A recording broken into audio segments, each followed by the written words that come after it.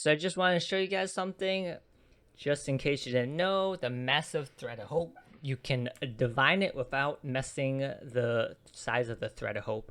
So usually in the regular thread of hopes that you drop, if you divine it, the size of the ring will change. But the massive thread of hope that only drops from Uber Series, it only changes the res number. So right now it's negative 13, negative 15, but you can see the size is the same. So you can divine these if you did not know that. So I think these are a little bit underused currently because not enough people are using these. They're okay in some spots, but what it really shines at is when you combine the Massive Thread of Hope plus a Timeless Jewel. So I'm going to show you one spot right here to the right of the Scion tree. You put the Massive Thread of Hope here. So by itself, it's pretty good. We are getting some attack damage, some attack speed here, some crit and fizz if you want it. One big life notable here, some small aura mana reservation and aura effect nodes here. You're also getting this higher killer, another big life nodes, and more life nodes here and here if you want some. So a lot of life nodes potentially if you want to tank up. We're passing finesse right here, quick step, weapon artistry, aspect of links, basically just generic attack damage, movement speed, suppression, and crit for attacks, and force the nature for elemental pen. So pretty strong. It was not anything like out of the ordinary, like crazy strong, but pretty strong already. But then you combine this with a timeless jewel. Boom, right here. We have Mariketh, so we have 8% aura effect here. And this is flash charge. That one's not that great, but its node in itself is okay, right? For 1 point. And then right here we are getting 5% attack speed on top of what you get on the node itself, and then right here another 8% non-cursor effect. So if you combine these two, it's very strong. And right here it, I think, has potentially really good potential for brutal restraint and lethal pride to work best in this area. So I also want to show you guys another spot that has high potential for the massive thread of hope with a timeless jewel combo. In this top left Templar area, you slot it in here. It's pretty decent by itself. You get this entire Life ES hybrid cluster. You get Purity of Flesh for some Chaos Res. You can also hit Tireless, which is reduced cost of skills and some life. You hit Precision. Since this side is pretty deck starved, that's not bad. Attack speed, cast speed, accuracy. You get Retribution, minion damage, flat damage, attack, cast speed, and some stats. And you hit Spiritual Command if you're going minions. So overall, not too bad by itself. But you put here on the left of the Scion wheel, the Timeless Jewel.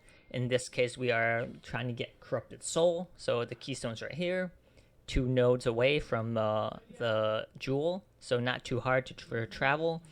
You have 2 points here for a potentially strong large node here.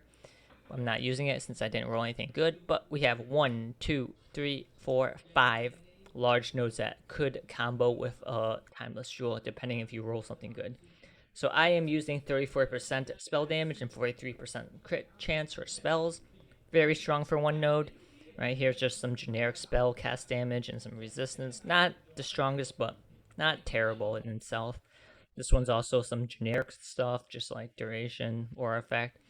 Some chaos damage and withered on hit, which is why I rolled this one in particular. That's very strong since I'm chaos build and it's hard to get withered on hit. We also have some generic fire proj damage here, some block and curse effect.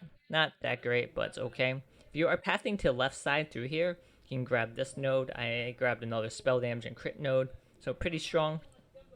But the strength in this is mostly 1, 2, 3, 4, 5 right here. These 5 large nodes. If you're pathing from, say, which area, you go down here, grab the Scion Life Wheel. If you just grab 1, 2, 3, you grab the jewel, and then you put the Massive Thread of Hope here. You can grab 1, 2, 3, 4, 5, like I said. Potentially large nodes without any travel at all. So this works best for Glorious Vanity and Elegant Hubris. So I'm going to show you Elegant Hubris right here. That's not too terrible. So 2 points for 80% melee damage for Fizz. Not bad. You could grab this. Another 80%. That's 160 Fizz damage. Pretty strong already. Frenzy on hit. Especially for spell builds. Hard to find Frenzy on hit unless you use the Influence chest or something like that. especially for bossing. You can get frenzy charges through that.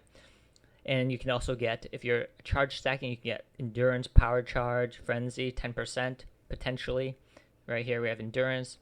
Right here we have power charge. So if you're power charge stacking, extremely strong, right? And then attack speed and that res, which isn't. It's sometimes okay, to fill out your reses for 1.50 res. Not terrible, right? So this is another one I wanted to show. 80% fizz again, 80% fizz. And right here we have 80% cold attack damage. And there's also minion life and 10% life. There's also minion damage. Potentially you could roll. So you get minion life or minion damage if you're going minions in these 5 nodes. So there's 5 nodes that are extremely strong if you could get them. And then 6 right here, a 2-pointer, which is pretty value, I think, if you get a good node. If you are pathing to a left side, you could grab the bottom node here for a 6th node possible. But if you're going through Inquisitor start, that's what we're doing. But if you're just pathing for the right side and you're just going to Silent Life Wheel, 1, 2, 3 for the jewel, and then you also grab the Thread of Hope.